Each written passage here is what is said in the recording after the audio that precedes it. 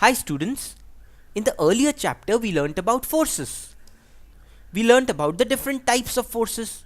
In this chapter, we are going to learn about the effects of force. You see, when a force acts on a body, it displaces the body by a certain distance. When that happens, we say that some work has been done. What is this work in physics? The rate of doing work is power. What exactly is the power of a machine? Similarly, we'll learn about a term called energy in detail. How do we calculate the kinetic energy and potential energy of a body? In fact, how does kinetic energy of a body get converted into its potential energy? We learn about all these things and more in this chapter called Work, Energy and Power. So let's proceed and understand what is happening in this chapter. So let's first start with the concept of work. Let's first understand what work is in the first place. Work done represents the effort involved in applying a force to make an object undertake a certain displacement. What this means is that work done basically represents your effort when you are trying to move an object by a certain displacement. So let's say if you're applying a force F on this block, this wooden block here, and the block moves by a distance dx, then work done is the effect of the force. You are applying a force, but what is the effect of the force? That is what work done is. Or what is the effort you are applying in moving the object from one point to another? That is the work done. Understood? So overall you can understand that work done is the result of the force or the effect of any force. Work done depends on the force F applied on the object, and it also depends on the displacement dx of the object when the force is applied. So if you say that a force F displaces an object by a distance dx, in that case the work done is represented by F vector dot dx vector. Understood? Here F vector is the force applied. After all, it's a force that does work, isn't it? It's a force that creates some effect. So F is the force vector, and dx here represents the displacement of the object because of the force. Understood? That's what it represents. If however instead of dx the displacement is x, that is the displacement is very large, it's not an infinitely small displacement dx, in that case work done becomes integral f dot dx. Understood? Because if we are displacing the object by displacement x, in that case you can say that the object is slowly being displaced by distance dx, dx, dx, dx, dx until it gets displaced by displacement x, isn't it? So the work done in moving an object by a displacement x is integral f dot dx, the sum of all the individual works done in slightly shifting the object by displacement dx. Now of course, f dot dx represents the dot product of two vectors, isn't it? Now we know that if there are two vectors a and b, then a dot b is ab cos theta, where theta is the angle between the vectors. So in this case, f dot dx is f dx cos theta. Here theta is the angle between f and dx. Understood? So work done can also be represented as integral f dx cos theta. Understood? Here theta is the angle between the force applied and the displacement of the block. In this picture shown here, theta is 0. That's because the force is being applied on the block towards the right, and the displacement of the block is also towards the right, isn't it? So the angle between f vector and dx vector is 0. So cos 0 is 1. So the work done in this case is integral f dx. Understood?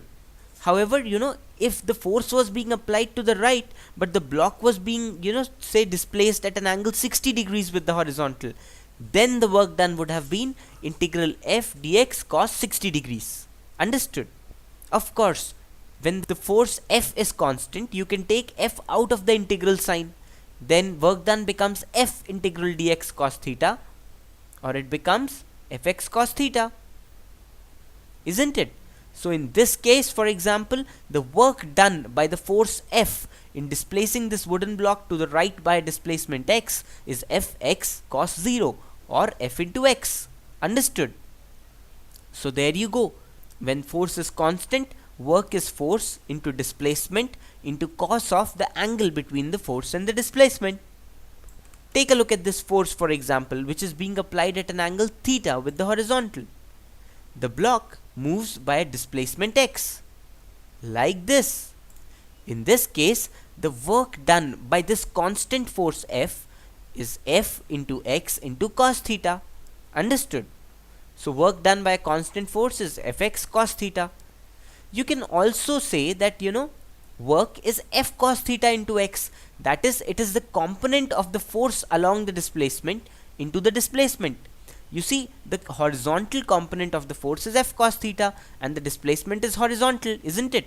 And the work done is F cos theta into x. So, an easier way of calculating work done is to calculate the component of the force along the direction of displacement and multiplying it with the displacement. Another way of calculating the work done is multiplying the net force by the component of displacement along the force. For example, the component of displacement x along the force F is x cos theta, isn't it? If you resolve x along the direction of force F, then clearly the component will be x cos theta. So work can be written as F into x cos theta, force into the component of displacement along the force. Understood? So this is another thing you can understand here. There's yet another way to understand work done. You can resolve the force F along the horizontal direction and along the vertical direction. The work done by the horizontal component of force F is F cos theta into x. That is, horizontal component of force F into displacement along the horizontal direction. The work done by the vertical component of force F is vertical component of force F, that is F sin theta in this case, into displacement along the vertical direction. In this case, the displacement along the vertical direction is 0. So the work done by force F is F sin theta into 0 or 0. Understood? So there you go. These are some easy ways of calculating the work done. One important fact you must remember here is that work done is always calculated for a particular force. So work done will be calculated for a force F1 or F2 or F3. You just don't say calculate the work done. You say calculate the work done by this force or that force or this force. Understood? And the work done by any force is integral f dx cos theta. Another interesting concept very much related to work is power. The rate of doing work is called power. Displacement taking place per second because of the force is power. So you see, basically work done represents the effect of the force, isn't it? It represents, how much displacement a force has caused in a certain body, isn't it? F into displacement into cos theta is work done. Now, what is the rate of this displacement? That is what power is. It's the rate of doing work. It's the rate of the effort we are putting in on the body. Understood? It is the rate at which the body is being displaced from its position by the force. So power developed is also because of a force, but it represents the rate at which work is being done or the body is being displaced as the work is being done. The unit of work is joules and the unit of power is watts. Power is the rate of work done, so you can say that power is F dx by dt. After all, power is dw by dt, isn't it? dw is F dot dx. dw represents the work done in displacing a body by a small displacement dx. dw by dt is therefore F dot dx by dt. But dx by dt represents rate of displacement of the body along the x-axis. So it is the velocity. So the power developed in a body on which a force F is being applied is F vector dot v vector, where v vector is the velocity with which the body is moving at any instant. Understood?